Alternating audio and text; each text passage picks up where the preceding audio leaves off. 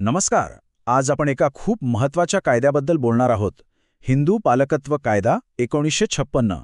हा तो कायदा आहे जो भारतातील अल्पवयीन मुलांच्या संरक्षणासाठी आणि त्यांच्या हितासाठी एक कायदेशीर चौकट तयार करतो. चला तर मग या कायद्याला जरा जवळून समजून घेऊया. हाच तो मूळ प्रश्न आहे ज्याचं उत्तर हा कायदा देतो. म्हणजे बघा, जेव्हा एखादी लहान व्यक्ती स्वतःची किंवा आपल्या मालमत्तेची काळजी घेऊ शकत नाही, तेव्हा कायदा ही जबाबदारी कोणावर टाकतो? हेच आपल्याला या कायद्यातून कळतं. आज आपण काय काय बघणार आहोत याची ही एक छोटीशी रूपरेषा आहे. आपण आधी काही महत्त्वाच्या व्याख्या समजून घेऊ, मग नैसर्गिक पालक कोण असतात, त्यांचे अधिकार आणि मर्यादा काय आहेत हे पाहू, आणि शेवटी पालकांचे इतर प्रकार आणि ह्या कायद्याचं एकूण महत्त्व काय आहे यावर नजर टाकू. बरं, कायद्याच्या खोलात जाण्याआधी काही मूलभूत गोष्टी, काही व्याख्या स्पष्ट करून घेऊया, कारण याच शब्दांवर संपूर्ण कायद्याची इमारत उभी आहे. तर सगळ्यात पहिली आणि सोपी व्याख्या आहे अल्पवयीन व्यक्तीची. कायद्याच्या भाषेत अल्पवयीन म्हणजे अशी कोणतीही व्यक्ती जिचं वय 18 वर्षांपेक्षा कमी आहे. याच वयोगटासाठी पालकांची गरज असते. आणि मग येतो शब्द पालक. आता पालक म्हणजे फक्त मुलाची काळजी घेणारा असं नाही, तर त्या अल्पवयीन व्यक्तीच्या मालमत्तेची किंवा मग व्यक्ती आणि मालमत्ता या दोन्हींची काळजी घेणारी व्यक्ती.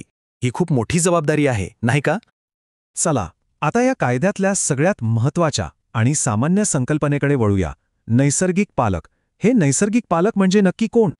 इथे कायद्याने अगदी स्पष्टपणे सांगितलं आहे की नैसर्गिक पालक कोण असणार. म्हणजे बघा, मुलाच्या परिस्थितीनुसार हे ठरतं.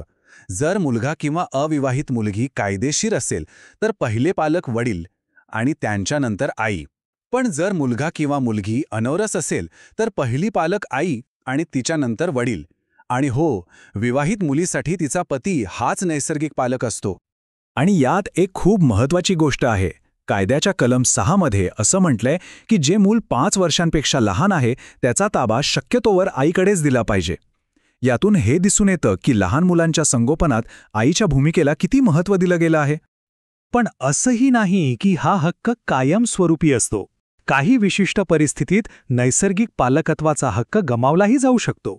उदाहरणार्थ, जर त्या व्यक्तीने हिंदू धर्म सोडून दिला असेल किंवा संन्यास घेऊन जगाचा पूर्णपणे त्याग केला असेल तर ती व्यक्ती पालक म्हणून अपात्र ठरते. बरं, पालक तर झाले, पण त्यांचे अधिकार काय आणि महत्त्वाचं म्हणजे त्यांच्यावर मर्यादा कोणत्या आहेत? चला आता हे समजून घेऊया. इथे ना कायद्याने खूप छान संतुलन साधलंय. पालक मुलाच्या भल्यासाठी सगळी आवश्यक आणि योग्य कामं करू शकतात. पण जेव्हा गोष्ट मालमत्तेची येते, विशेषतः स्थावर मालमत्तेची, तेव्हा मात्र खूप कडक नियम आहेत. न्यायालयाच्या परवानगीशिवाय पालक ती मालमत्ता विकू शकत नाहीत, गहाण ठेवू शकत नाहीत किंवा 5 वर्षांपेक्षा जास्त काळासाठी भाड्यानेही देऊ शकत नाहीत. आणि हे सगळं कायद्याच्या कलम 8 मध्ये अगदी स्पष्टपणे लिहिलेलं आहे.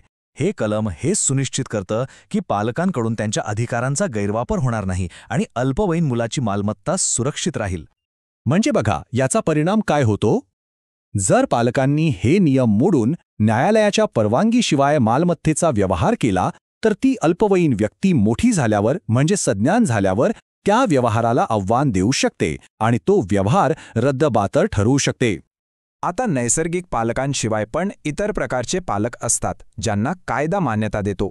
चला, ते कोण आहेत ते बघूया. तर इथे आपल्याला 3 मुख्य प्रकार दिसतायत. नैसर्गिक पालक जे कायद्यानुसार आपोआप ठरतात. दुसरे म्हणजे मृत्यूपत्रानुसार नेमलेले पालक ज्यांना आई वडील आपल्या मृत्यूपत्रातून नेमतात. आणि तिसरे आहेत डी फॅक्टो म्हणजे वस्तुस्थितीनुसार पालक. यांची कायदेशीर नियुक्ती झालेली नसते, पण ते जबाबदारीने मुलाची किंवा मालमत्तेची काळजी घेत असतात.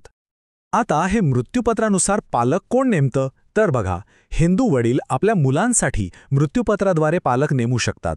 पण जर वडील हयात नसतील किंवा ते पालक म्हणून अपात्र ठरले असतील तर आईलाही हा अधिकार मिळतो. आणि हो, आपल्या अनौरस मुलांसाठी पालक नेमण्याचा अधिकार आईला असतोच. तर मग या सगळ्याचा अर्थ काय? हा कायदा इतका महत्त्वाचा का आहे? चला, या विश्लेषणाच्या शेवटच्या टप्प्यात याचे सार समजून घेऊया. सोप्या भाषेत सांगायचं तर हा कायदा म्हणजे अल्पवयीन मुलांच्या संरक्षणासाठी एक भक्कम कवच आहे. तो पालक कोण असेल हे स्पष्ट करतो, त्यांच्या अधिकारांवर नियंत्रण ठेवतो आणि सगळ्यात महत्त्वाचं म्हणजे प्रत्येक परिस्थितीत मुलाचं हित जपण्यावर लक्ष केंद्रित करतो. आणि जाता जाता एक विचार करण्यासारखा प्रश्न. आज जग इतकं बदललं आहे, कुटुंब व्यवस्था बदलली आहे.